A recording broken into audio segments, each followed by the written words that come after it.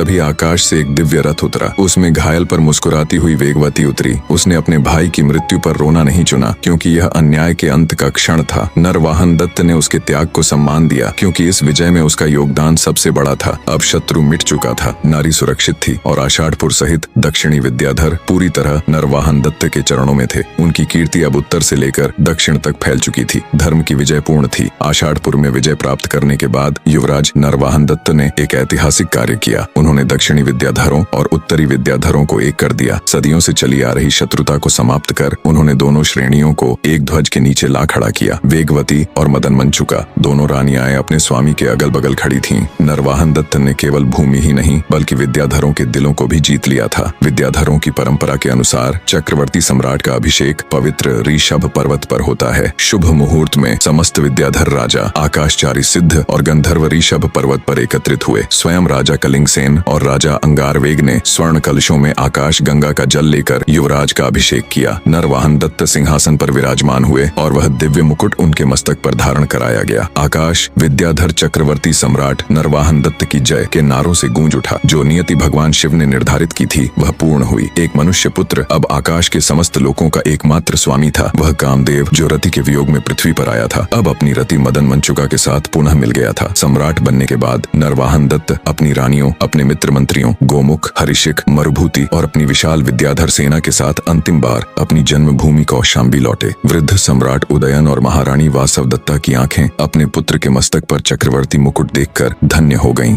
उदयन ने गर्व से कहा, पुत्र, तुमने पांडव वंश की कीर्ति को पृथ्वी से उठाकर आकाश में स्थापित कर दिया है। नरवाहन दत्त ने अपने पिता के चरणों में अपना साम्राज्य समर्पित किया, लेकिन राजा उदयन ने वानप्रस्थ लेने का निर्णय किया। उन्होंने कौशाम्बी का राज्य अपने योग्य मंत्रियों को सौंपा और स्वयं रानियों के साथ तपस्या के लिए चले गए। सम्राट नरवाहन दत्त ने अपनी पटरानी मदन मंचुका और अन्य रानियों जैसे वेगवती, रत्नाप्रभा आदि के साथ एक कल्प तक विद्याधर लोक पर न्यायपूर्वक शासन किया। उनके शासन में कोई दुखी नहीं था और चारों ओर केवल संगीत, कला और प्रेम का वास था। तो दोस्तों, यह थी सोमदेव रचित कथा सरित सागर की वह महान यात्रा जो भगवान शिव के एक श्राप से शुरू हुई थी। पुष्पदंत और माल्यवान ने पृथ्वी पर जन्म लेकर इस कथा को फैलाया और मुक्त हुए। राजा उदयन ने अपने पराक्रम और प्रेम वासवदत्ता की गाथा लिखी और अंत में उनके पुत्र नरवाहन दत्त ने तपस्या, साहस और प्रेम के बल पर आकाश को जीतकर विद्याधर चक्रवर्ती का पद प्राप्त किया। कहानियों का यह सागर यहीं अपने किनारे पर पहुंचता है। यह हमें सिखाता है कि चाहे कितनी भी बाधाएं हों, यदि प्रेम सच्चा हो, मित्र वफादार हों और संकल्प दृढ़ हो, तो एक साधारण मनुष्य भी देवताओं के समान पद प्राप्त कर सकता है। इस लंबी और अद्भुत यात्रा में हमारे साथ बने रहने के लिए